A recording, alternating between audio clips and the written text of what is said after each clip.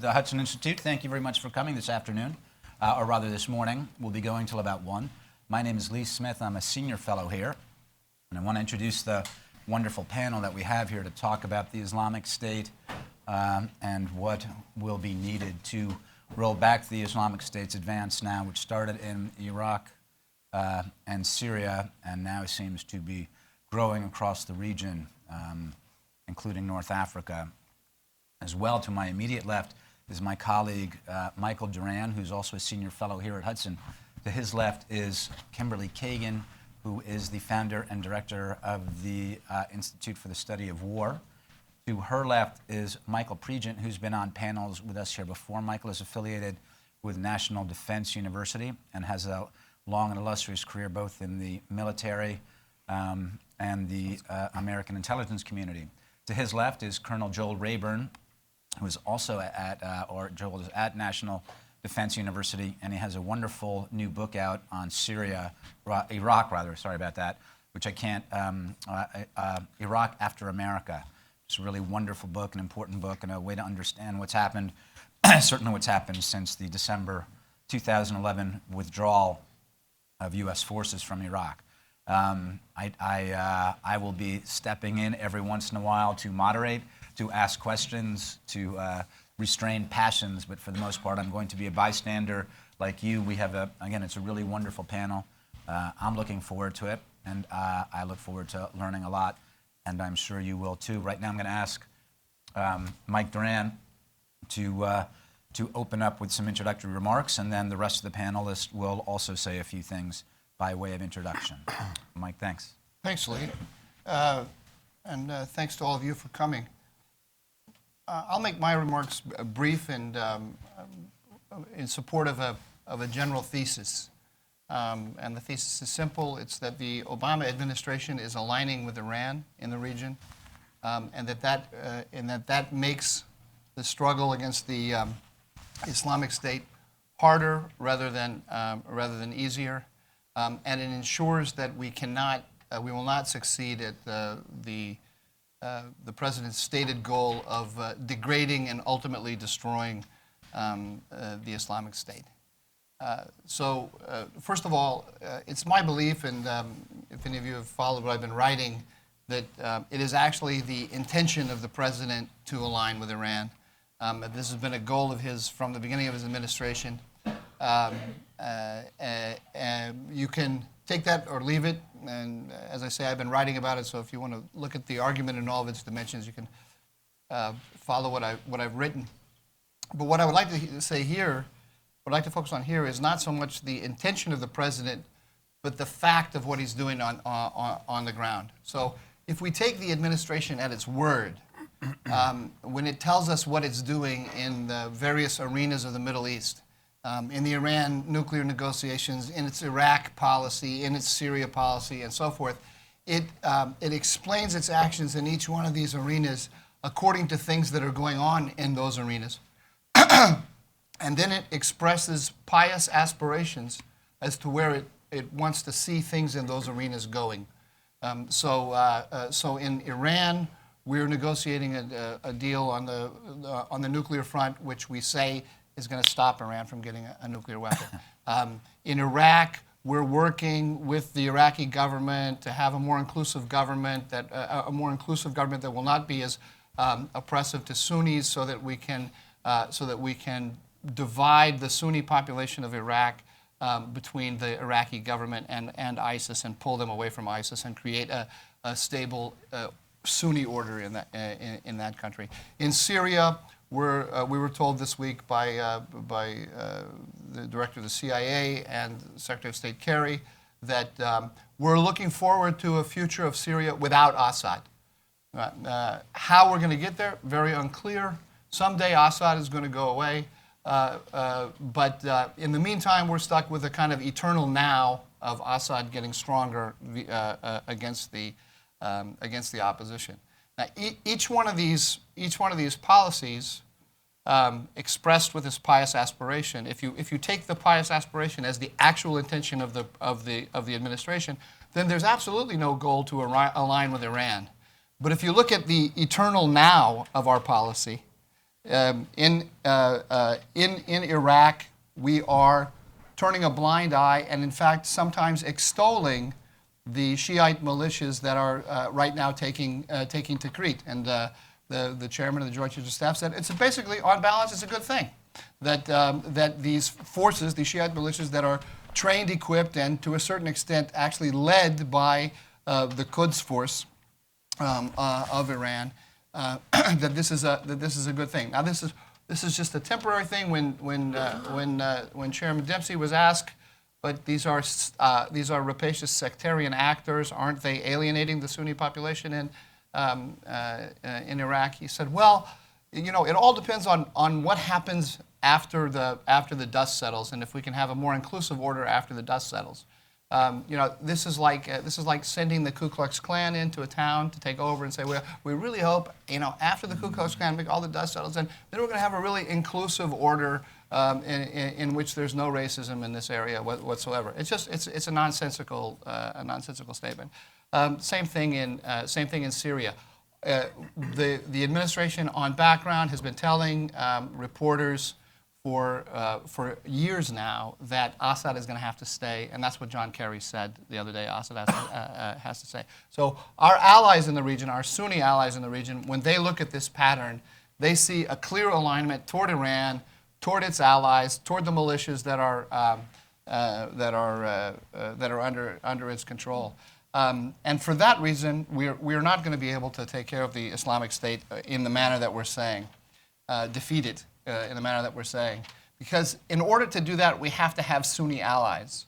We have to have a robust regional coalition with Sunni allies, and we have to have Sunni partners on the ground so that if we reclaim territory or we use our air power to help forces on the ground reclaim territory from the Islamic State, that there are Sunni actors on the ground who are viewed by the local Sunni population as not hostile to them purely on sectarian terms.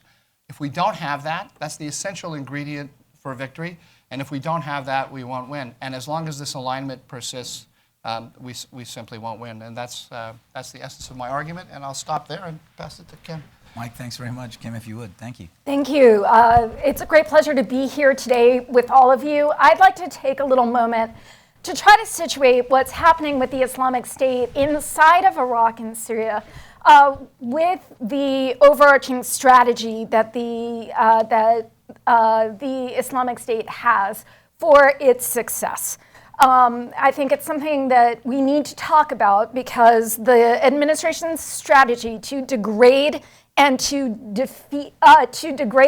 destroy the Islamic State has largely been focused on the Islamic State, particularly in Iraq and in very small parts of Syria, namely the town of Kobani in northern Syria that has a large Kurdish population. And although we have seen the Islamic State take losses, both in Kobani, where their offensive to claim this city on the border with Turkey failed, and take losses inside of Iraq, where in fact they have suffered some tactical defeats at the hands of the Iraqi security forces and the Iranian-backed militias that we have just heard so much about.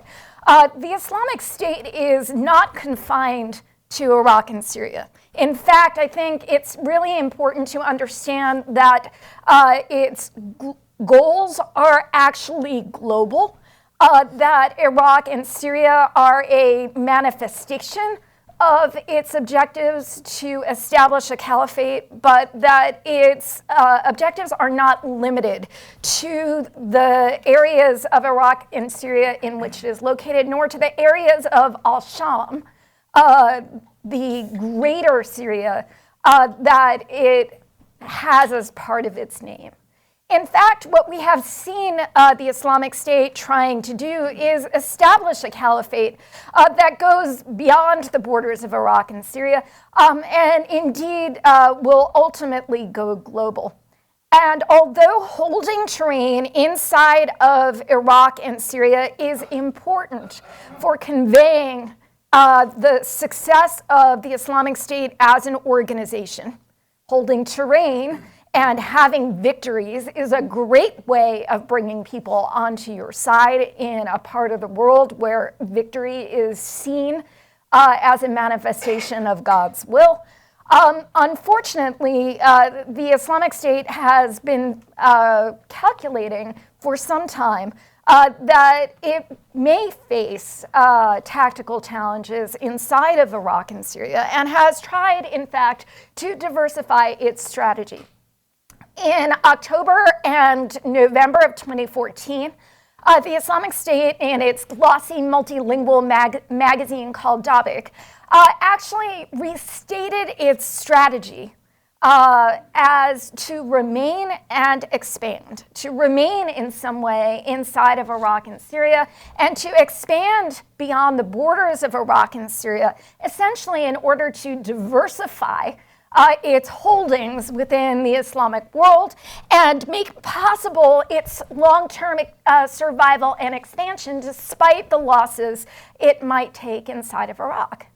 And what we saw back in October and November was that the leader of the Islamic State and the official statements of the Islamic State actually welcomed new, essentially, provinces of the Islamic State in places such as,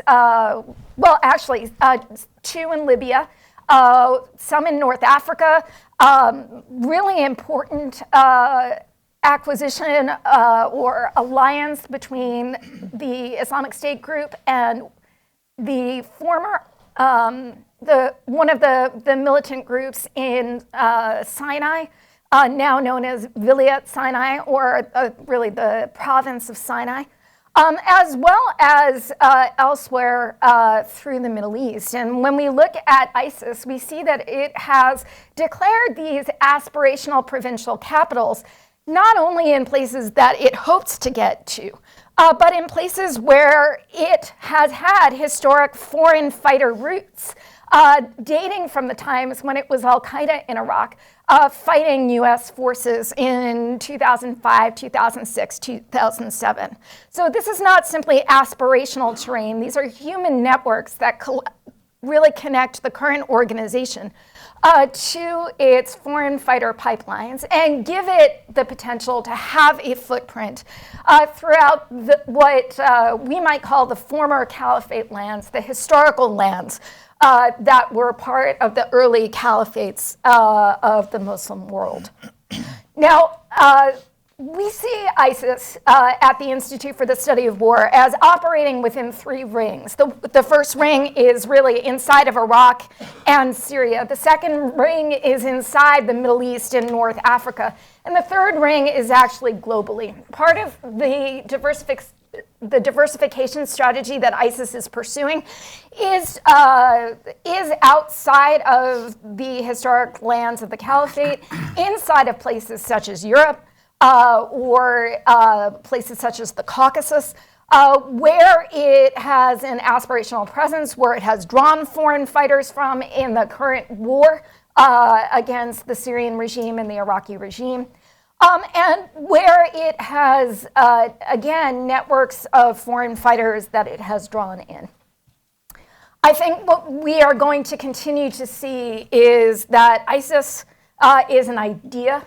It's an idea whose success resonates with other human beings sympathetic to that idea, and that in some respects, this campaign to diversify, to hold terrain in areas of the Middle East and North Africa, such as Sirte in Libya, and to really create a global reputation as a purveyor of terror, may well help this organization remain and expand despite the military operations that are underway in Iraq, and can, in fact, allow the organization, either in its current form or in another form under another name, to revive itself over time to try to reestablish a caliphate. Back over to you. Kim, thanks very much. That's terrific. And there's a lot that I'm going to want to come back to later. I'm trying to keep up in the notes. Thanks very much. Mike, if you And just would, to continue. follow up on Thanks. what Kim said, it's really interesting that if you look at the loss of key terrain by ISIS in Iraq, when they lost the Mosul Dam, we saw an increase in executions to compensate for the loss of territory. When they lost Kobani, you start seeing the increase in affiliations. So it looks like there's almost an effort to compensate when you lose territory by adding another affiliate. But you got to look where these affiliates are. So one of the key things we're looking at with foreign fighter flow out of Afghanistan, once the Arab Springs popped up, foreign fighters in Afghanistan said, it's easier for us to go to these permissive environments in Syria, in Libya, and Tunisia, because we're not being killed by UAVs. We're not being killed by a blind enemy. So notice there's no affiliation in Tunisia yet, because Tunisia supplies 3,000 foreign fighters to the Islamic State. There's no affiliation in, what's another big supplier, Jordan, because Jordan supplied 3,000 fighters. So you look at these affiliates and say, Boko Haram, that's an easy affiliation. It's a PR move in my assessment to compensate for the loss of territory or the loss of setbacks, when they suffer setbacks. So I thought that was really interesting, looking at that. And again, careful not to do it in places where there's a main foreign fighter draw into the Islamic State. So going back to Iraq, this isn't just an ISIS operation. Think about what we've been sensitized to. Asab Ahl al-Haq, Quds Force, Kataib Hezbollah are now working as legitimate Iraqi security forces in Iraq. 5 years ago, they were killing Americans. So, I mean, think about what we've been sensitized to. It's okay now that Soleimani is on the ground leading victory parades after operations, when 5 years ago, he was wake-up criteria for an American commander or an American president. Now it's a tacit ally. So you see Iran basically ensuring that there will never be another threat from Iraq to Iran. Let's remember what Soleimani did during the US-led operations in Iraq. Soleimani targeted Shia pilots because he saw them as a threat to Iran, because they were able to fly Iraqi aircraft. He targeted the pilots from the Iran-Iraq war. It was an assassination campaign. We kept seeing these Shia pilots pop up. And we said, well, no, sectarianism is a principal position. There's no way they would kill other Shias. But apparently it's not. I wish it was, but it can easily be bought up for $300. So you basically have an operation. It's not just against ISIS. It's against every perceived Sunni threat. So the more we see operations led by Hadi al-Amiri, Qasem Soleimani, and al-Muhandis, we've got to think about what that says to our Sunni partners in this fight. Say the U.S. tacit approval of Iranian-led operations against a Sunni population, the same Sunni population that already felt disenfranchised, that allowed a permissive environment for ISIS to come in. We're just doing it again. We're continuing to alienate the Sunni population. They let ISIS in. I'm one of the people, I don't know if I'm one of the few analysts that look at this, that see ISIS as something easy for the Iranians to kill, something easy for the government of Baghdad to kill. But this is an operation to do more than just kill ISIS. This is an operation to negate future Sunni threats. You got to think about the two laws that they use, the accountability and justice law that basically allows you to target somebody with an arrest just based on a relationship to a former Ba'athist. Think about the terrorism law. It's basically two sworn statements from two confidential sources that say you are somehow affiliated to a terrorist group. Those two laws allow this government to basically marginalize charismatic Sunni leaders, the same ones we need to lead this Sunni population, this urban population in Mosul. Think about it. I went from 750,000, Joe said that's too many in Mosul, so I shot it down to 300,000 military-age males in Mosul. Michael Knight said that's too much. So let's say 100,000 Sunni military-age male foreign fighters in Mosul that have not joined ISIS, but are waiting for the government to say something to them to get them to fight ISIS. You know, Sunnis are not going to help us take back, help themselves, help their government, help whoever, take back Mosul from this ISIS threat without some assurances that they won't be viewed as the enemy afterwards. And that's the same thing we're seeing here. You're seeing Jaish al-Mahdi is the kind of staying back a little bit. You're seeing Sunni tribes, the Ubaidi tribe, the Al-Jabruri tribes, Shia militant groups, Quds Force and Peshmerga, all working together to kill ISIS. But what happens afterwards? You know, where do the what do you call it? The Rashid al-Shabi? What are we calling it? The people. Hashem. Thank you, sir. Thank you. Are they going to stay, or are they going to go back to Shia areas? Are they going to stay in these areas? Who are they going to give it to? Are they going to give it to the opportunistic Jabburi tribes, or are they going to give it to the more pragmatic Ubaidi tribes? Who knows? But you're seeing these temporary alliances formed to kill the threat. But we need to look at what happens afterwards. The Sunnis are all too familiar with what happened after the Sons of Iraq and the Sahwa. After they decimated al-Qaeda, they were now viewed as the threat to this Iraqi government. They were disarmed. They were not given the jobs. They were not given the promised admission into the Iraqi security forces. And again, this led to a permissive environment. We're not necessarily doing anything to change that environment at this point. And the Sunnis are perplexed that we're actually saying the things we're saying. Key leaders, Dempsey, Kerry, and even the president saying that, if Iran is a willing partner in the fight against ISIS, that's a good thing, except Iran isn't simply limiting these operations to ISIS. Thanks very much, Mike. And one of the things I do want to come back to, because you made a very interesting point, among others, but talking about the Shia pilots. It seems like one of the things that you're also talking about is that for Iran, it's not necessarily a sectarian campaign, it's a strategic campaign to keep, and you and I have talked about this before, but to keep Iraq destabilized so that it doesn't pose another threat. So I just think that'll be interesting because we're used to framing the Islamic State, we're used to thinking about it entirely in sectarian terms, and I think the more that we can come around in different ways and talk about it otherwise too will be interesting. So thanks to you. There's a reason Saddam left Sadr alive, because he didn't view him as a threat. He didn't view him as a charismatic leader like his relatives, so Sadr was allowed to live. Anyway, Joe, sorry. Joel, thank you. Thank you. It's a real pleasure to be here today. And let me start by saying that my remarks today are my own and not meant to represent any of the views of National Defense University, Department of Defense, or anyone else in the U.S. government. I would like to continue some strains of thought that both Kim and Mike Pregent began. First, that the conflict that's taking place in Iraq is a manifestation of something broader that's happening across the region, obviously, and that and ISIS has ambitions well beyond Iraq, and it's also taking advantage of factors that are developing well beyond Iraq. And also, as Mike Pregent mentioned, that something is happening with the reshaping. There's a political reshaping and a demographic reshaping inside Iraq that I think has grave implications for the phenomenon of ISIS going forward. I personally like to zoom out. Let me start by saying I think ISIS, as a militant group, can be tactically defeated on the ground fairly easily. I mean, it takes time. It has to be done deliberately. You have to be serious about it. You have to apply serious resources. But ISIS can't stand in the face of a professional military force. We've dealt with this group and its antecedents for 12 years now, and they simply can't stand and fight against any professional military force in the region. It's just that usually they're unchallenged by a professional military force in the region, that there's a security vacuum. They thrive in places where there's a security vacuum.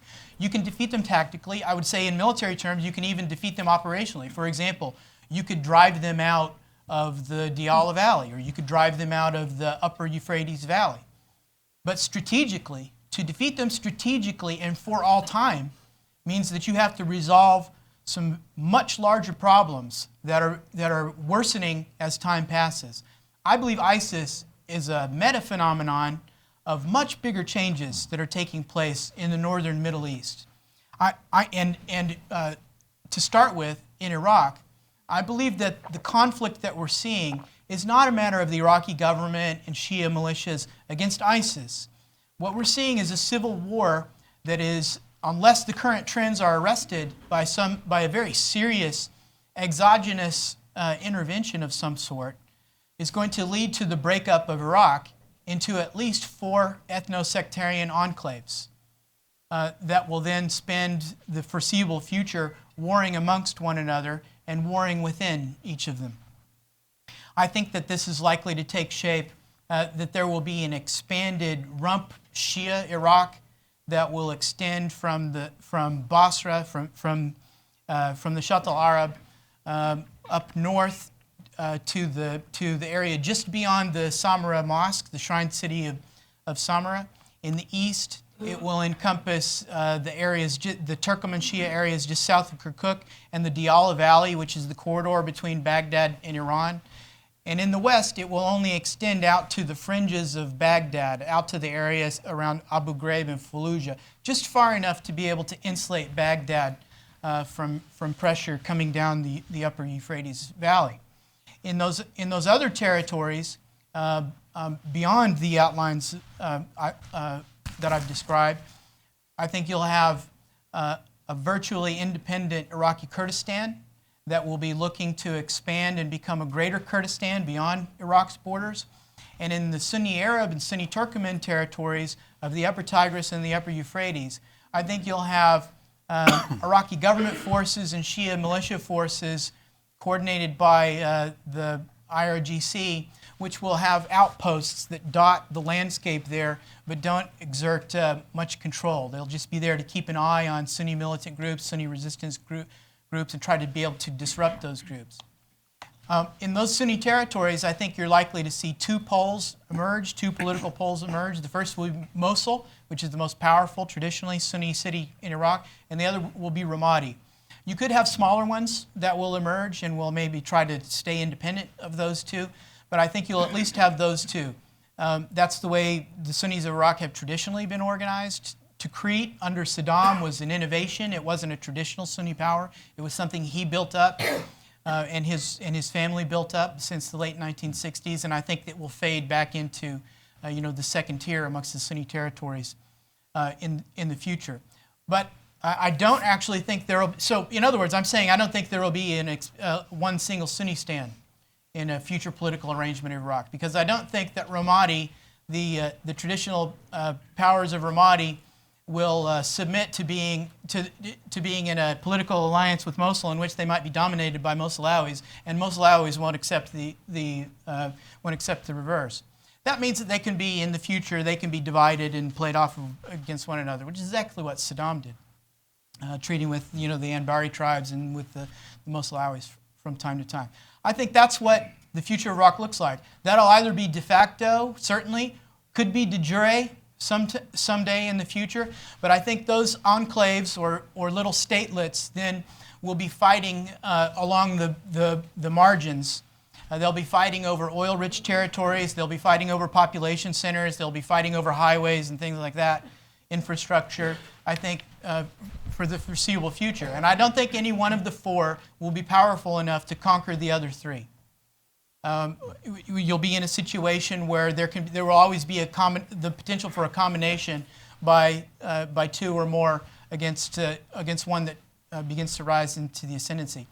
There will be a great tension, I think, between the Rump Shiistan and Kurdistan, but I think that'll be brokered by the Iranian regime so that it doesn't break out into open conflict.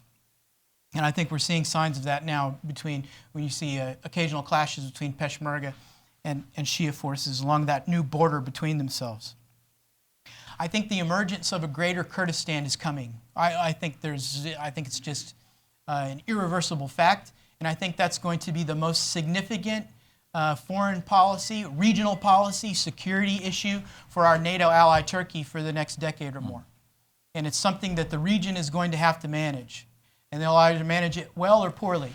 And the Kurds will either manage it well or poorly. So you could have a growing Kurdistan that could be, it has the potential to be an irredentist Serbia on the edge of Turkey's Austria-Hungary, or it has the potential to be a Bosnia that's incorporated into Turkey's Austria-Hungary de facto, something that the Iranians will have an interest in trying to thwart. But I think this breakup of Iraq signifies a broader fragmentation, because I think it's more appropriate to think of these conflicts not in terms of counterterrorism, ISIS, the Quds Force, etc. I think it's appropriate to think of Iraq as a Yugoslavia that is adjacent to another Yugoslavia in Syria. Both Syria and Iraq have a greater population that's at least as fragmented as the population of Yugoslavia was when their civil wars began in 1989, 1990. That means that there's ample fuel for this fire, to make this fire last for a decade or more. Now, I'd ask you to ask yourselves, Do you think Syria will ever be reconstituted in its borders as we've known them? Ever? Do you think Iraq is likely to ever be reconstituted in its borders as we've known them? If the answer to both those questions is no, then some other political arrangement is emerging in the northern Middle East, and we don't know what that will look like yet. But it does signify the failure of the modern Arab state system that was set up in the successor territories of the Ottoman Empire after the First World War. In my view, that system is gone. It's swept away forever, and something else is coming in its place. It could be something quite positive, it could be something quite negative, but it will and has created vacuums that political Islam will try to fill, and they'll be competing against the contemporary states of that region for supremacy, I think, at least for the near and midterm. And I don't know who will win that battle. And certainly, we have an interest. We have an interest in shaping the outcome, and it will require a very intense effort and a coherent grand strategy in order to do that, in order to avert a catastrophe across the northern Middle East. In my view, until you resolve that underlying process to our satisfaction, in our interest, then ISIS can't be defeated as a phenomenon for the long term. You can defeat its manifestation tactically, but there will be son of ISIS and son of son of ISIS and son of son of son of ISIS ad infinitum as long as this underlying stability obtains. Thank you. That's fantastic, Joel. Thanks very much. So we've moved fairly quickly here from what are things happening on the ground. And by the way, I should say that the three people over here all spent a considerable amount of time in Iraq. And Mike, to my left, was in the Bush White House during that period. Joel, I want to start with you, but I do want to come back to maybe understanding for a little bit. We can go through a round and sort of seeing maybe ISIS is a manifestation of regional changes, and maybe this is part of what is coming to replace, in your view, the state system. But let me ask something. If Iraq is going to break down into four different parts, is this a bad thing for American interest? Isn't there a way that having those four different parts, and if the Iranians want to manage Iraq, that's what they're going to have to manage, those four different statelets? Won't that keep them busy? Is this a good thing for the United States or a bad thing for the United States? Well, it can be bad for both Iran and us. But I think it would be worse for us than for the Iranians. I think ISIS in the Sunni territories of Iraq and Syria is sort of like water, and if the Iranians can block it with sandbags in one direction, then it'll flow in the other direction, and I think the Iranians would not be unhappy with that, with the ISIS water flowing back to Lebanon, to the Palestinian territories, to Jordan, to Saudi Arabia, to Israel, to Egypt. In other words, all of our friends in the region. If the Iranians can carve out a sphere of influence in Iraq, that means that Iraq is off the table forever as an existential threat to the Islamic Republic, which it was, as Mike pointed out, in the 1980s, during the formative years, the formative experience of Qasem Soleimani and the other IRGC commanders. If they can take Iraq off the table and at the same time channel ISIS against all of our friends and their enemies in the region, that's a good outcome for them, I think. Okay. Mike Duran, let me swing back around here, because I know that you've been writing a lot about Iran, but also some of the historical work, but Joel talks about it in terms of the northern Middle East, and without having to go back too much into Baghdad Pact and stuff like this, why is the northern Middle East different, and why are we seeing this? Again, as Kim was mentioning, we're seeing some of this in North Africa as well, but why is it starting here? What's particular about Iraq and Syria that we don't see in other places in the region? First, let me just say I thought that Joel's comments were brilliant, and everybody should reflect on them, because I think there's a lot of wisdom in what he said. Why are these? Did you laugh when I said that? No,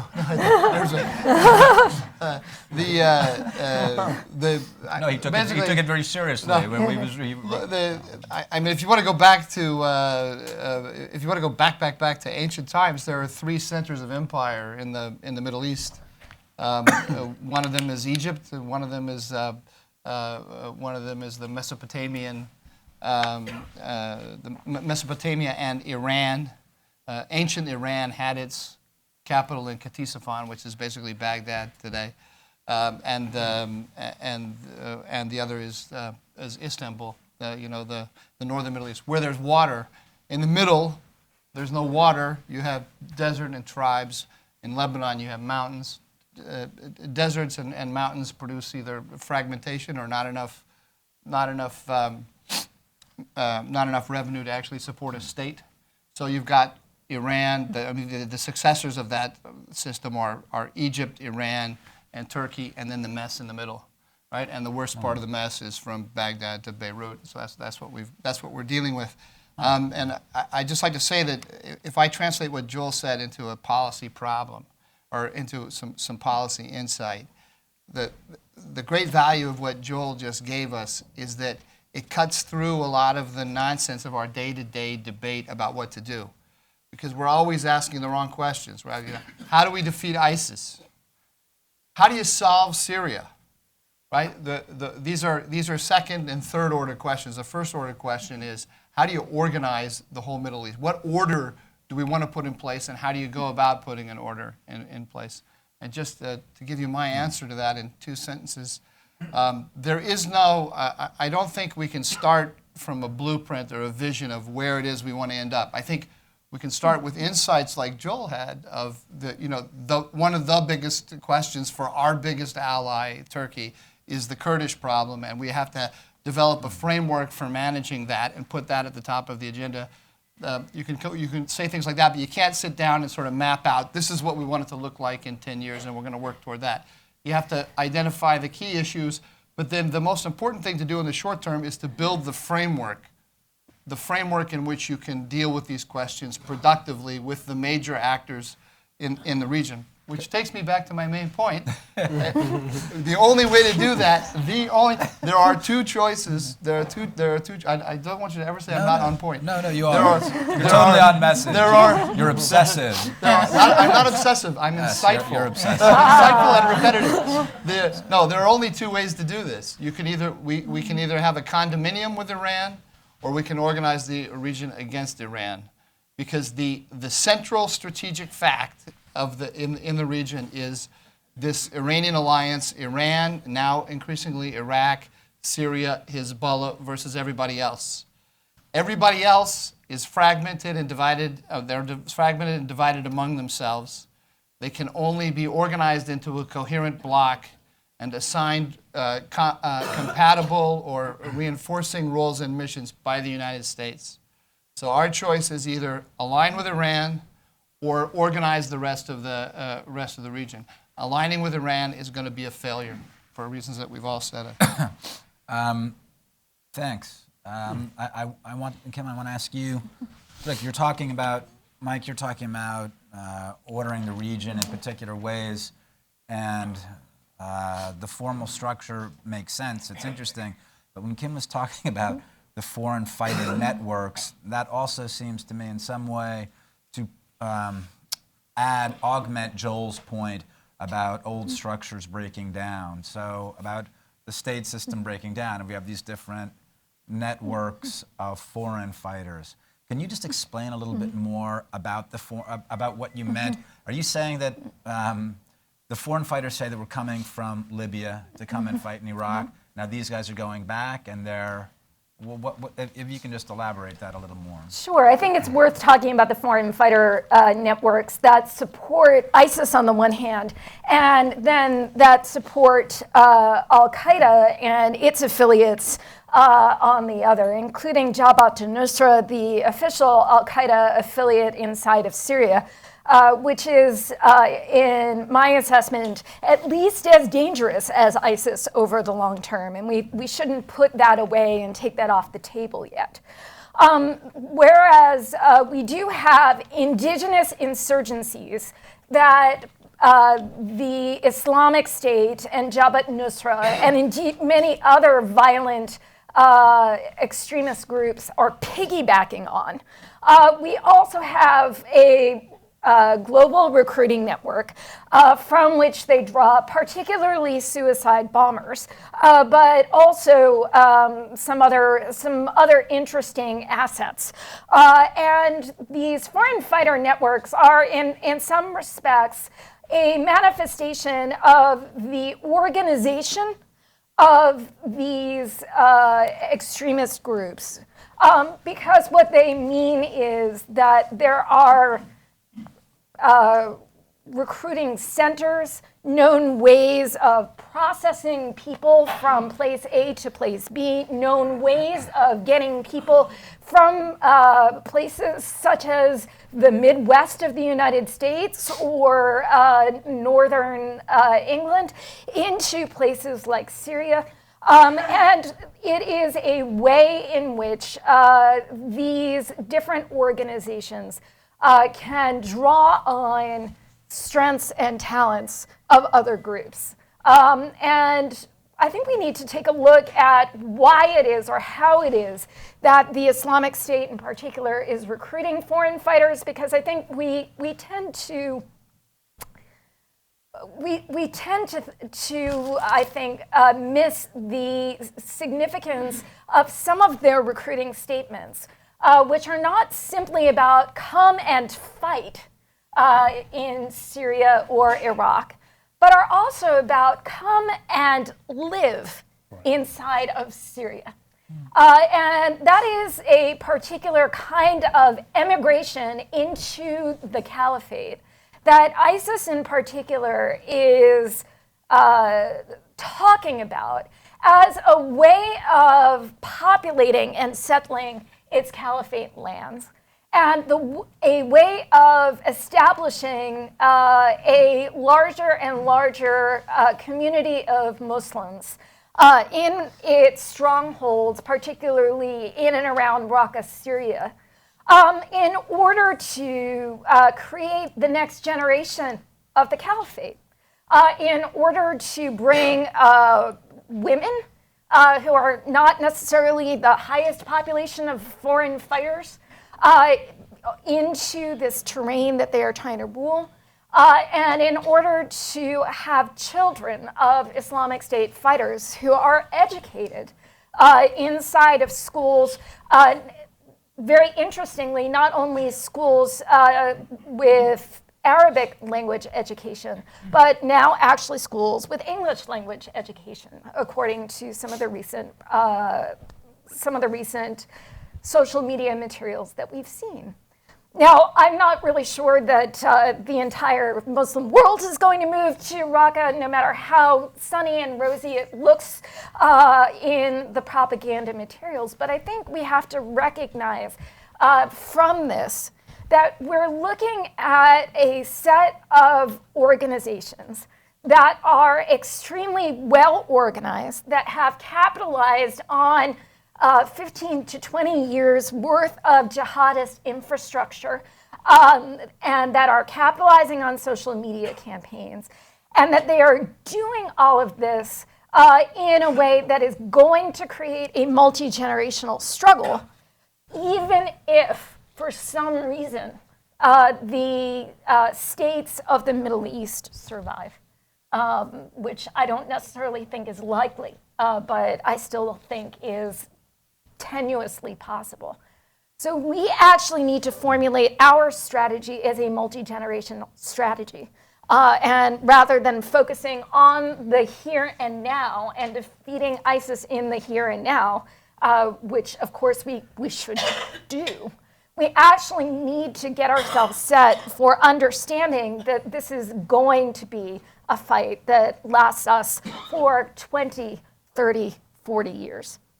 Okay, then let's go through, Mike Prejean, because you and I have talked about this a bit, about how much the recruitment is working with foreign fighters, propaganda, and you mentioned before, I believe, that people are coming back, but it does also strike me as interesting in light of what Joel was saying too. It's like, on one hand, the Middle East is falling apart. The Middle East is getting worse than ever.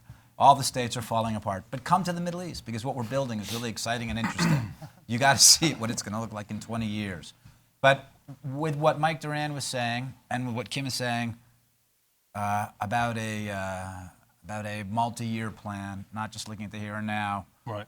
So maybe you can start to describe what that multi-year comprehensive project looks like. And if you want to talk specifically about the propaganda campaign or whatever, if you want to start with that, however you'd like to go. Well, I'll just start with there are many opportunities to exploit the ISIS brand and what ISIS is.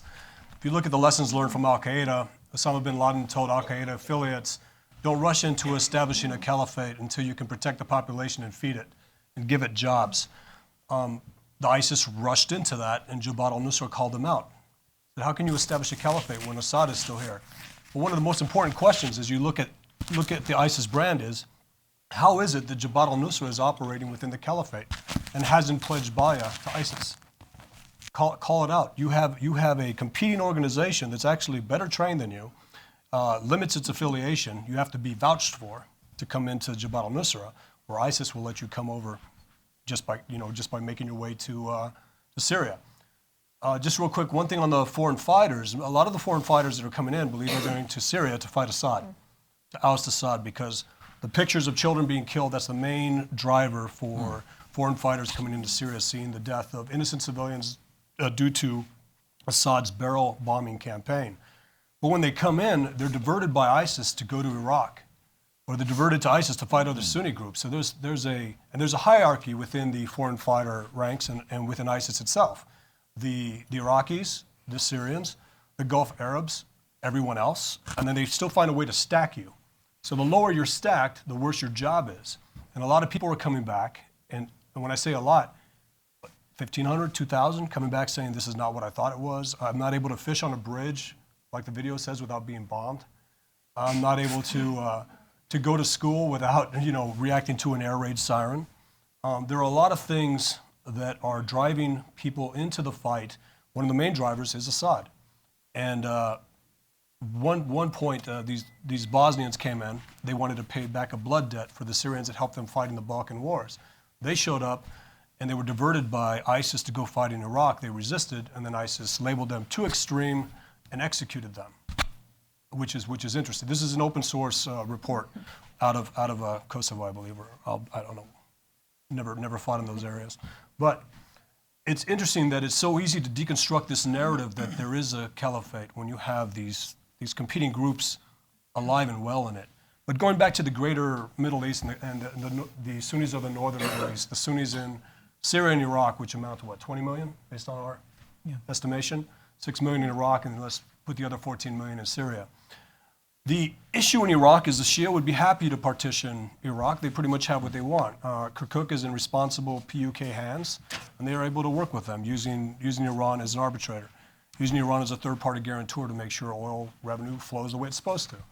KDP would be happy with its separate Kurdistan. Everybody would be happy with their sections except one group, and that's the Sunnis, because they want it all back. They're not happy with Sunnistan, at least the Iraqis. They don't believe that they have to control Basra, but all they feel they have to control again is Baghdad. And that's why you see a lot of these groups at the onset joining ISIS, because it was a way to use the ISIS cannon fodder to push Shia militias and Shia ISF out far enough to where Ba'athist could off-ramp and then take back control of Baghdad. Well, that hasn't happened, because we've seen a hesitant U.S. and Iran stepped in 48 hours later and ensured that that was not going to happen. So now you have the status quo of what, 2005, 2006, where they're looking for a third-party guarantor to come in and help the Sunnis at least get some sort of buy-in. So that's how I look at this. I agree with Joe that absent, Maliki was a compromise candidate in 2006, grew into a strongman. There's almost an argument that Maliki had stayed in power, he'd be better able to push back Iranian influence. I know that sounds controversial, but he was a strongman. Abadi is Maliki 2006. He's the compromise candidate again. He's beholden to the Shia political parties. We're beholden to Iran. He can't make a lot of decisions, but he's saying all the right things. I want to adjust the Baathification law. I want to adjust the accountability and justice law. And I want to bring Sunnis back into the government. Those things sound great, but he is unable to do it without buy-in. And right now, this is a rush with a U.S. green light to take what you want, shore up the Shia green line, and ensure that there is no threat from the Sunni area. So absent that trust of the central government, I agree with Joel and Mike that this is a long-term issue. I want to ask specifically about the campaign in Tikrit and what this means, but before that, I saw Joel shaking your head a little bit Yeah, that's about, okay. I did that on in purpose. particular to set him up. And yeah, you fed him a good line, a good one. Joel, would you like to? The only place where I'd take issue with Mike is over Maliki, because I think that he, more than anybody else in Iraq, helped create this situation. That there was a moment back in 2008, 9, 10, where he could have gone in a different direction, but it turned out he was incapable of it. He as an individual was incapable of being a national leader, of living inside a democratic system that couldn't be manipulated by him. And this is, so he's the one, he led the alienation of the Sunnis and got them into the situation they're in today.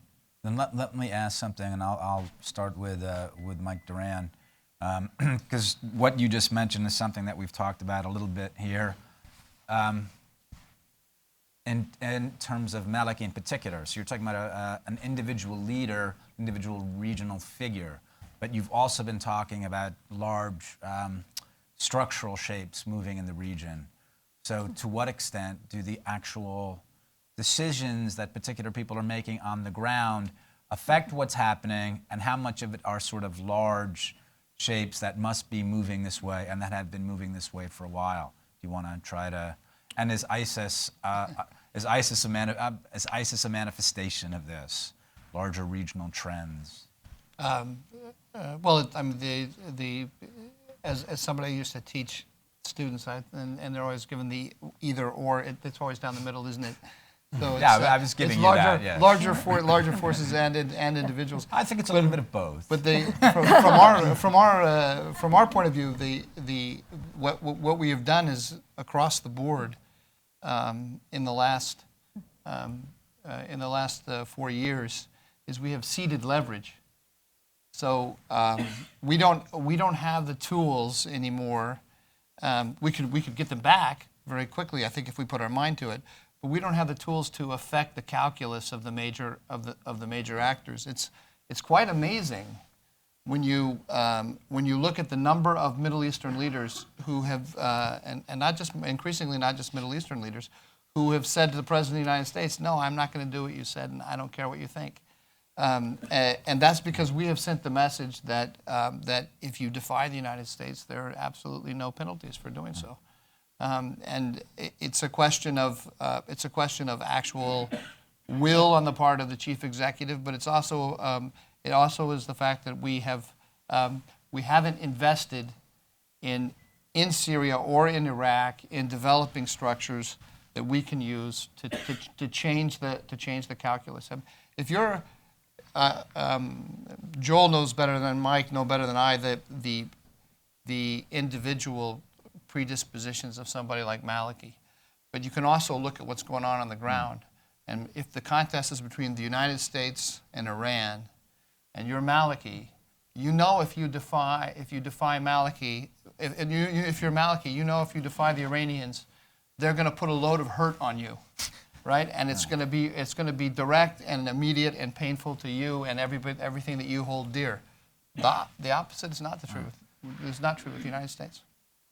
If we can now, just a little more specifically, to figure out how it's going in terms of U.S. policy, what is the campaign in Tikrit? A question that I've had. Right now, we seem to have tasked this out to Qasem Soleimani and friends. What happens if, as it seems like it may happen, the Iranian-led forces might not be doing so well? Does the administration double down on this policy? Or Kim, if you can...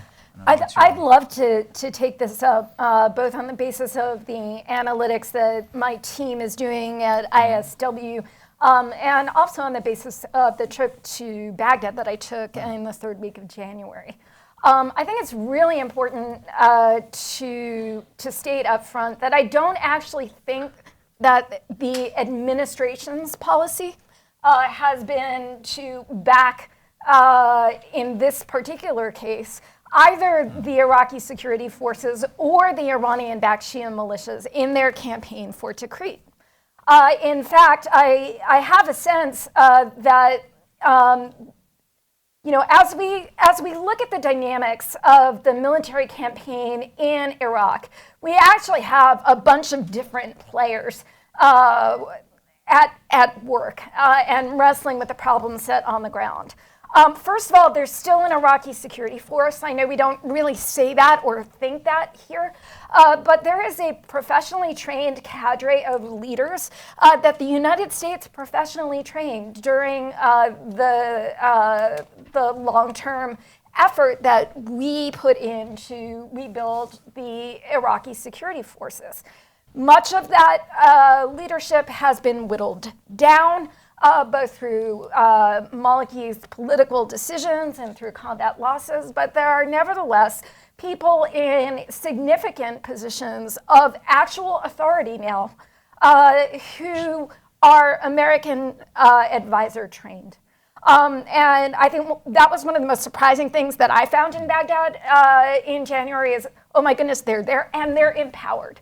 Whereas Maliki used to circumvent his chain of command deliberately and really try to run things on purpose through his own personal office.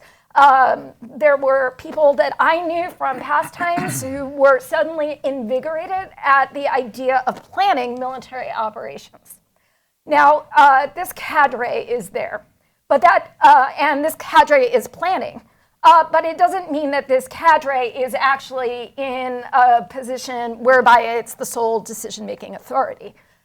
We have Prime Minister Abadi on the one hand, who should be the commander-in-chief, and then, as we've talked about, we have Qasem Soleimani, Hadi al-Amri, and the boys, who are actually calling the shots on the ground because, in terms of ground forces, they have more urban combat power than the Iraqi security forces. The Iraqi security forces have taken significant losses over 2 years of fighting ISIS.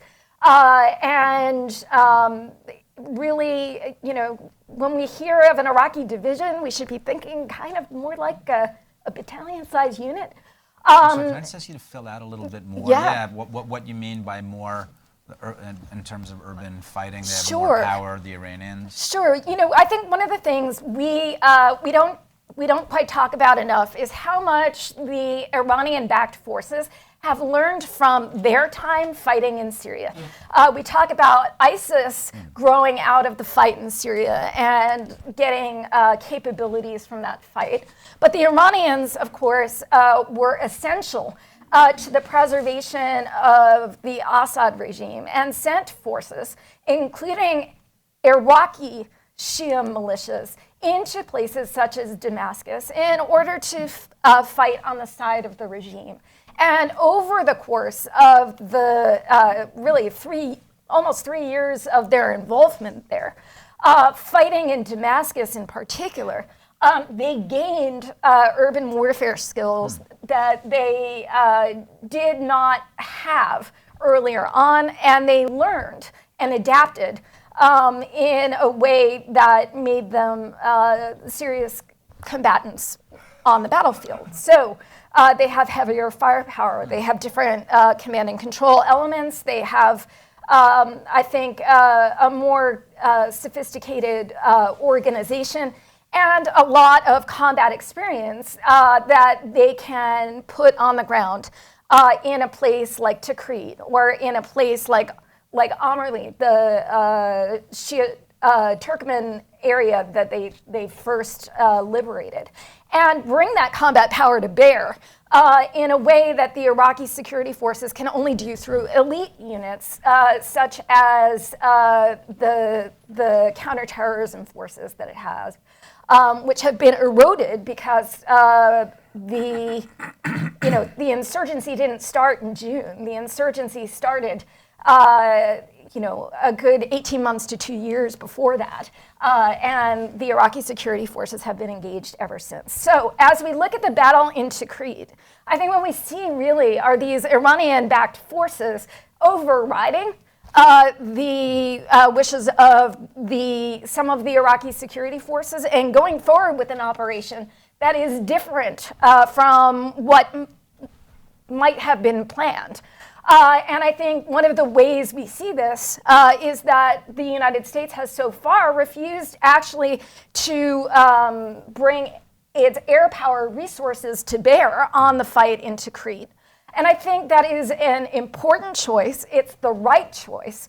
And it's the right choice because we should not be the Iranian Air Force, and we should not be supporting the Iranians overriding the decisions of the proper military chain of command in their fight against ISIS. So I think the battle that we see in Tikrit has come to a pause in part because some of the Iraqis and some of perhaps even the Iranian-backed elements want American air power.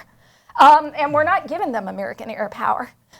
And they actually need to reshuffle in order to continue on what is the largest urban campaign they've embarked on so far in this war. And we'll see over time whether they are successful. Mike, were you going to? Yeah, please. Yeah, I just want to talk about that. You saw recent reports of the Iranians bringing in the big guns now. They're bringing in rockets. They're bringing in heavy artillery into Tikrit because they've stalled. They've secured what they wanted to secure, the south and the northeast, because those are the areas that lead into Diyala and Saladin, or Diyala province. So what are we doing to negate the narrative that ISIS can use, that the Americans are letting indiscriminate targeting of Sunni population centers happen anytime the Iranians do it? Because ISIS can easily say, this is a U.S.-Iranian-backed mission because U.S. advisors are there.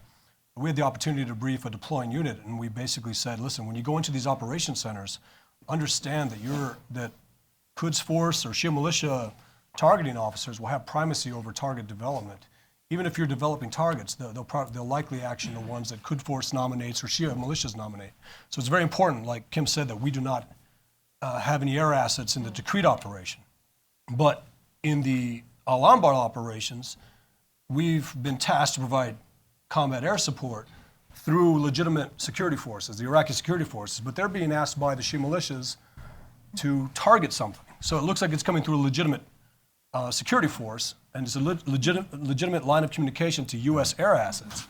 That's a big problem. But what are we going to do to negate the big guns coming in now? Because this is the leveling part of this operation is getting ready to happen with the Iranians bringing in these rockets and this artillery.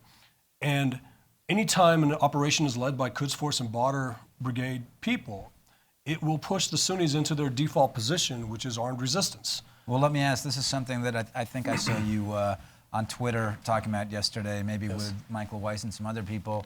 So who else is it aside from Islamic State, right? Because I think that you were indicating this is a larger Sunni, and we've talked about this before, a similar subject, but it's a larger Sunni rebellion in many ways. So what's happening? Who is fighting in Tikrit?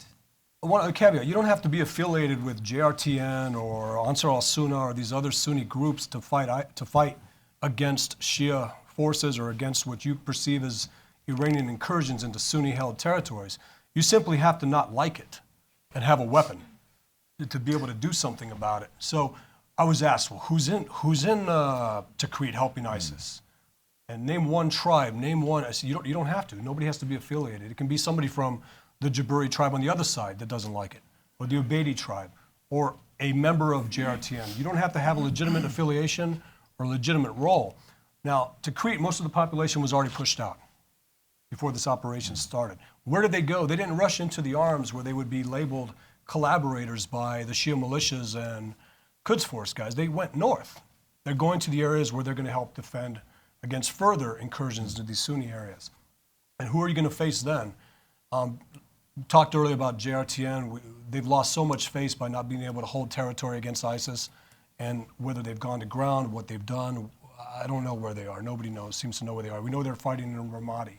But it's simply ISIS, when you push further into Sunni territories, you're not solely going to be fighting ISIS. You're going to be fighting Sunnis that don't like it. Joel, I'm gonna open it up for questions in a second. I just want to go through some other, just a few things. And Joel, I just want to ask you. I mean, I think that one of the things I entirely agree with Mike saying that it was really, really brilliant comments, as were the comments of all of you. In addition to the emergence of Kurdistan, what else is there? What else should people be?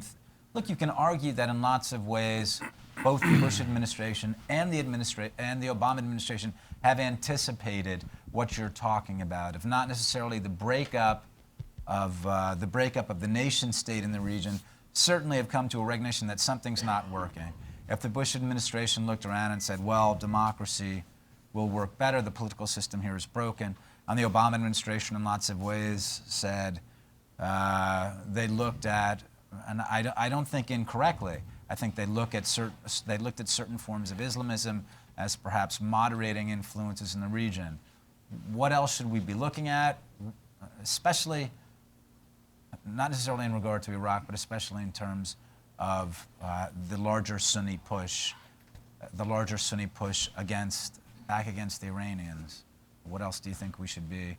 I don't mean to lead you too much. It was just something but however you'd like to answer that. I think it's in a broader contest between the Iranians and their allies. So the Shia militant groups, Lebanese Hezbollah, etc., the Assad regime.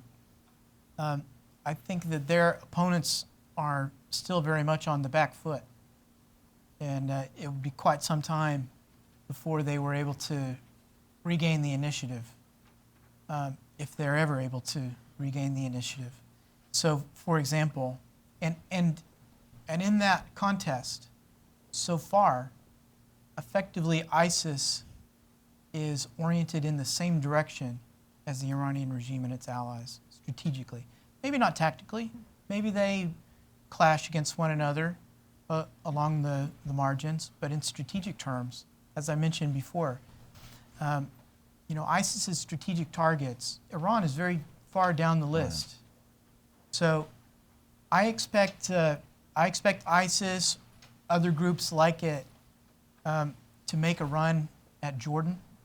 I expect them to try to destabilize Jordan. Well, I wanted to ask you about Jordan too, because you said before that every time that Islamic State, ISIS has come up against a serious military outfit, right? They can fill space, they can fill a vacuum if no one else is there.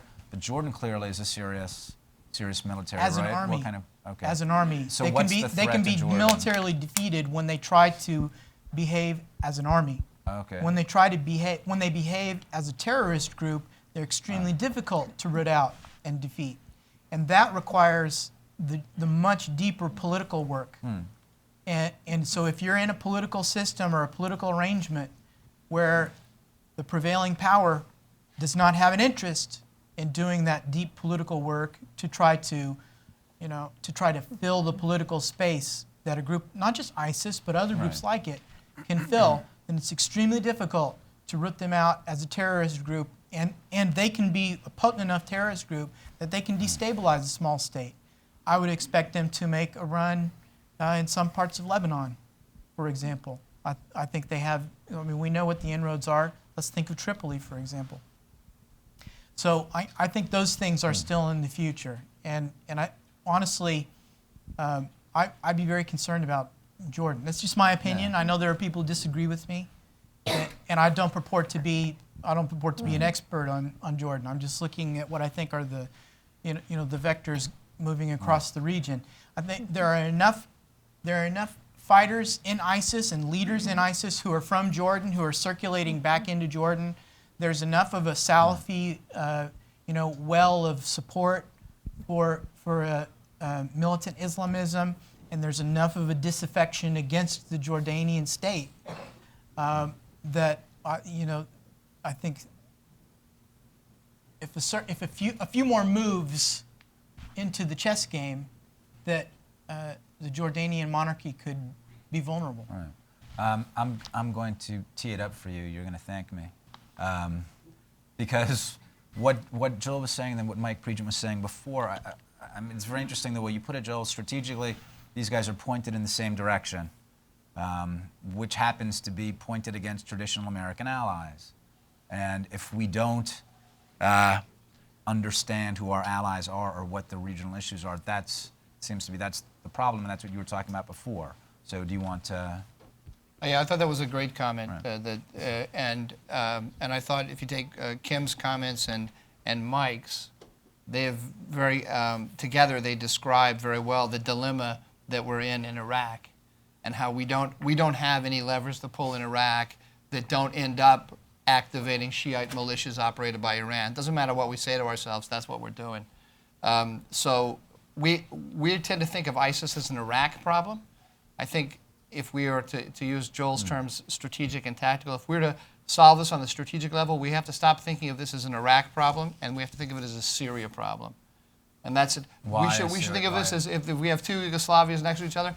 The Iraq problem is not the breakdown of Iraq. It's the spread of the Syria problem to Iraq, and that's what we have to solve, because that's where the center of gravity is in Syria.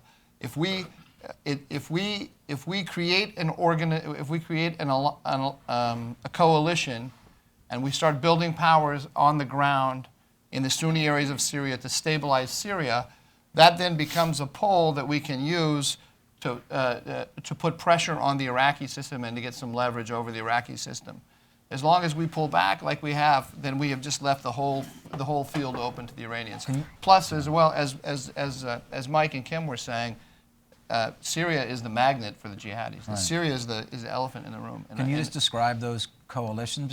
Because right, the administration has been pushing back, saying there's really no one for us to work with inside of Syria, the rebel groups, and they look at the Turks. They give the Turks a hard time. All of our traditional allies, they've given them a hard time. Well, that's exactly right. I mean, we have decided to belittle and degrade our traditional allies, whether it's Turkey, whether it's Israel, whether it's Saudi Arabia, all right. And while we have worked on this Iranian nuclear program, we have to organize those. We have to organize Turkey, Jordan, Saudi Arabia, the French as well, and we have to build partners on the ground in Syria. We have to build up the Syrian opposition. They're not perfect, but nobody in the Middle East is perfect. And we're not gonna. We've already seen. We had a very clean option at the beginning in 2011 when the rebellion broke out in Syria. We had a very clean option for supporting the opposition. There were no jihadi groups in there yet. And we waited and we waited and we waited, and we got more jihadi groups. And then we told ourselves, well, they'll cancel each other out, right? Sunnis versus Shiites, they'll just cancel each other out. But as Joel just said, the jihadis, the Sunni jihadis and the Iranians are pointed in the same direction. Yeah. They're not necessarily allies, right, but they're pointed strategically against, against our guys. We have to organize our guys. That's the only choice. Okay, so you asked about Syria, and this will be the last, and it's going to be a speed round question. You talked about organizing Syrian groups and our allies. What are the chances of that happening with the next White House, whether it's Democrat or Republican? The next White House? Yes. There's a 50-50 chance. This White House, 0. Okay. Kim? I think perhaps with the next White House, but look, Jabhat al-Nusra, the al-Qaeda affiliate, has worked its tentacles into a lot of different opposition groups, and has done so in part by providing the kind of ferocious anti-Assad focus and combat multiplying capabilities that the opposition groups need in order to be able to continue in this war. I think that we may be looking at a point whereby even were ISIS to be defeated inside of Syria, what we would be left with is a contest between Iranian-backed elements and al-Qaeda. And I would have to say that doesn't suit our interests either. And we really need to be cautious and smart about how we engage the opposition in Syria. Mike Pregent? The one thing that needs to be changed is when we talk about this 5,000-man force that we're developing over the next 3 years, that doesn't get anyone to want to join it. 5,000-man force against 20,000 ISIS guys. But when you say it's a 5,000-man force that's a command and control structure. They're really big guys. Yeah, though, I think. exactly. All over 5,000 7 really feet. big guys. Yes. But if you can say that we're going to take 142 out of that 5,000 and make a brigade command headquarters, a battalion headquarters, a company headquarters, we're going to slice out 500 guys and make it a counterterrorism force.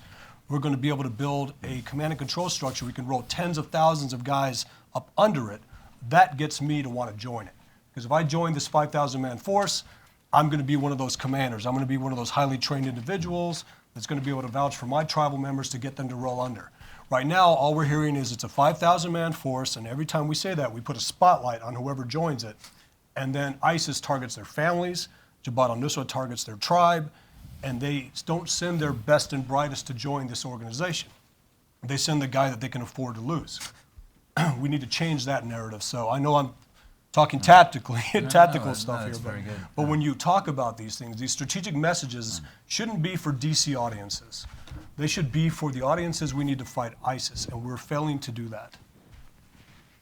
Joel, would you Well, like to have the last word? The question is high enough above my pay grade that I can't think of a single thing to say to add to what my fellow panelists have already said.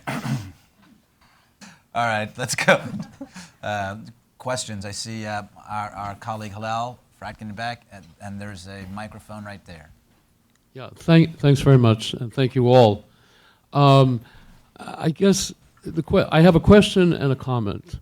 The question is, in a way, the question was posed as the question of this panel: how to fight ISIS and so forth. And the problem, as posed by Michael from the very beginning, was that so much of what we might do to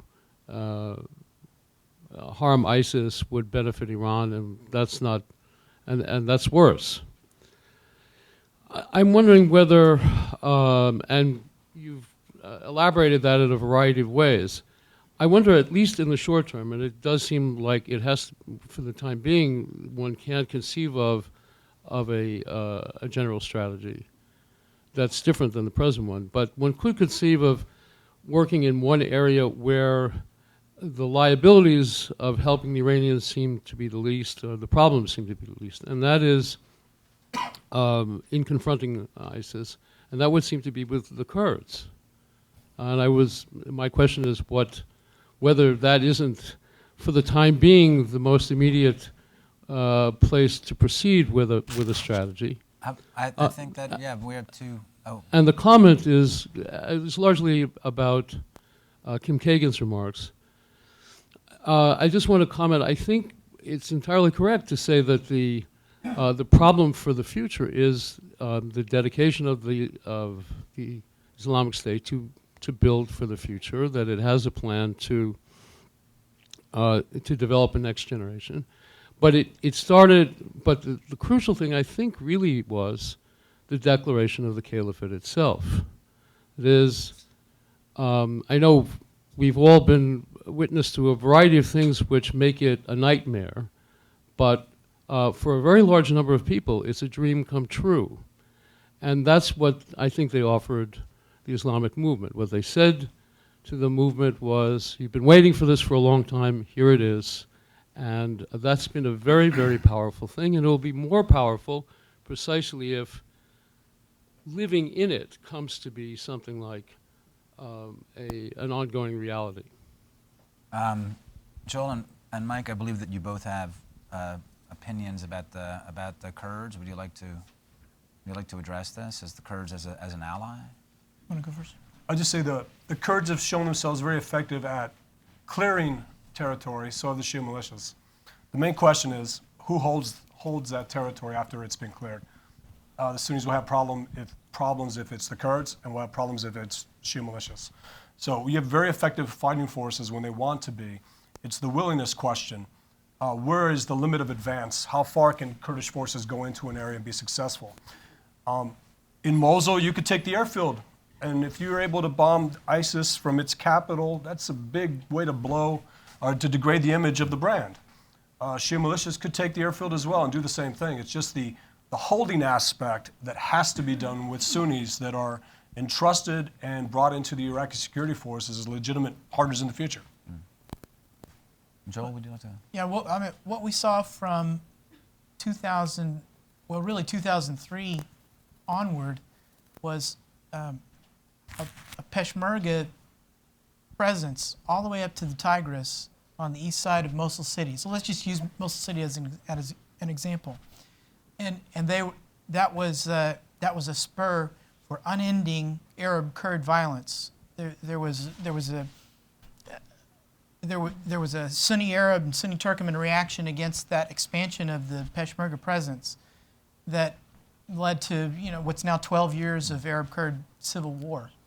So I mean that can't be the lasting political arrangement that the Kurds will have all the way up to the Tigris. The Kurds are not going to be able to have in a stable political arrangement everywhere that they would like to have. It'll be a recipe for continuing violence, and it'll always be a fracture that ISIS or some other group can exploit, which they've done extremely well. Kim, did you want to address that too? I agree with Joel. Okay, all right. I agree with you, Chief. Yeah, but more with Joel. But more with Joe, me too. Joe, we have a question up front here. Joe, if you can just hold on for 1 second. Well, I believe the microphone is being sprinted up here right now. Thank you. Joe Jubail, Lebanese Information Center. First of all, I want to say you have a lot of fans in Lebanon. I just come back from a trip there for about 3 weeks. And especially Mike, everybody's reading your Mosaic article. It's been taught also in political circles. I have a comment and a question. And Hassan Nasrallah is praising it. Guys, he loves it. So, first of all, speaking of defeating ISIS, I think we should look at Lebanon as a case study. Whether ISIS as a terrorist group or as a military force, it was defeated in Lebanon within the past year or so. In many places in the Bekaa and in the north. And the two, I mean, there's a lot to talk about, but the two main factors, I think, is one, it was a Sunni force that defeated, or I should say, a Sunni-supported force. If we talk about the army and other security forces, they were clear. And the army has, by the way, in Lebanon, 40% Sunni troop form because it is a multi-confessional force, but it is Sunni mainly. And these are the ones who went after the Sunni militants and tracked them down. Same thing with the terrorists in Tripoli and other places, with large support from Sunni clerics and Sunni politicians. So that's one lesson, I think, to be learned in Lebanon. The other thing is that despite Hezbollah's willingness, and I have a lot to talk about in that regard, to be involved in this fight, Hezbollah was kept away from the fight against ISIS. Now, the question that I carry to Washington is with me from various political groups is what can be done meanwhile regarding Iran expansionism in the area, knowing that the administration may not be willing to change its position. What can be done in Washington and what can be done in the region? Thank you. I'm going to venture a guess that Michael Duran would like to address this question. I'll just be very brief and just say it's been remarkable to me how long it has taken everybody to wake up to the fact that Iran is being empowered throughout the region. Whether intentionally or not, that's what's happening everywhere. And I just think we have to start posing that question clearly. And when our leaders, when senior officials like John Brennan say that, well, you know, Assad, he's a little problematic, but you know, what's the alternative? We have to, and then when the State Department says, yeah, well, we don't see a future for Assad down the line, we have to say, yes, but isn't that empowering Iran, and isn't that bad for our allies? And that follow-up question never comes. And beyond that, I don't have anything else to really offer, except that we have to raise the alarm. I just want to follow up very quickly and ask Kim, look, does the Tikrit campaign, if the Iranians are, or the Iranian aspect of the campaign is getting pushed back, as I think this is an important question, we see the Iranians, as their boast, taking 4 Arab capitals, and now they're making a run on Tikrit and maybe Golan as well. How well are they doing militarily around the region? What does the Tikrit campaign say? I think one of the phenomena that we have seen over the past several years is what I like to call the consolidation of the axis of resistance. The Iranians talk about the axis of resistance in order to refer to what people they might call, groups they might call allies, that we might call proxies, whether they're talking about Lebanese Hezbollah, whether they're talking about Asib al-Haq, or other organizations, fighting organizations on the ground. What we have seen since the fall of Qusair, which was the turning point in the civil war in Syria that really brought the Lebanese Hezbollah and Iranian axis to the fore, is that the Iranians have been able to build a coalition of different Shia groups, both well-established and also newly established, and bring them together into a command and control apparatus that they can not only use inside of Syria, but they can use for force projection throughout the region. So, you know, they brought the Iraqi base, the Iraqi Shia militias back to Iraq about 48 hours after Mosul fell. But they have brought Afghan Shia to the fight inside of Syria in order to backfill some of those losses, although I must say they're not really as effective as the well-trained, well-fought Iraqi Shia militia. This consolidation of the axis of resistance is, I think, one of the most dangerous phenomena of the civil war period, because it means that the Iranians have a model that is resilient, that can allow them expansion throughout the region, that has given them enormous resilience, given their allies enormous resilience. I don't think it's unstoppable, and I do think it is possible for the United States, above all, to compete with it, because these extraordinary combat capabilities the Shia militia groups seem to have are only extraordinary vis-a-vis the other forces there on the ground right now. They are not extraordinary vis-a-vis the extraordinary capabilities that we as Americans bring to the battlefield. And we saw that back in 2008 in the campaign for Sadr City. And we see that now as they look for precision fires, aerial fires that they cannot get. Look, I think the issue that I see is the axis of resistance will go on fighting. And it will go on fighting in Tikrit. It will bring less precise means into play, such as artillery, bombard Tikrit, and make it unlivable for Sunni, which in general accomplishes the objectives that we've talked about as Iranian objectives of essentially depopulating and depoliticizing the Sunni in many areas of Iraq. So the question right now, I think, is sort of how do they go about things? They will succeed to some extent in retaking Tikrit. They will take losses, they will cause losses, and there will be a son of ISIS or a son of JRTN that survives in Tikrit that will live to fight another day. And we will be left with an ongoing Sunni insurgency inside Iraq, as well as a learning and adaptive axis of resistance in Iran throughout the region. Joel, you wanted to say something? Yeah, I just say I agree with Kim. The Shia militias and the Iraqi security forces that are with them, they will retake Tikrit. It's a small, virtually depopulated city. Yeah. This is not a huge military problem.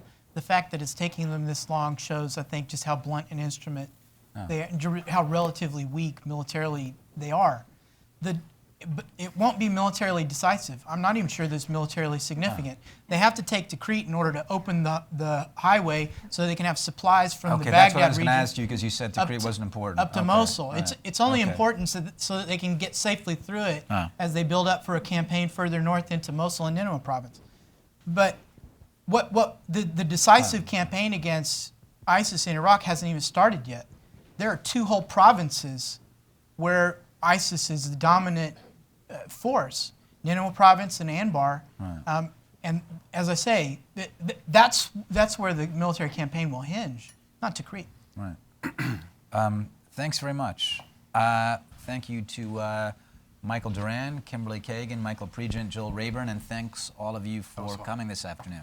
Thanks very much. Thank you.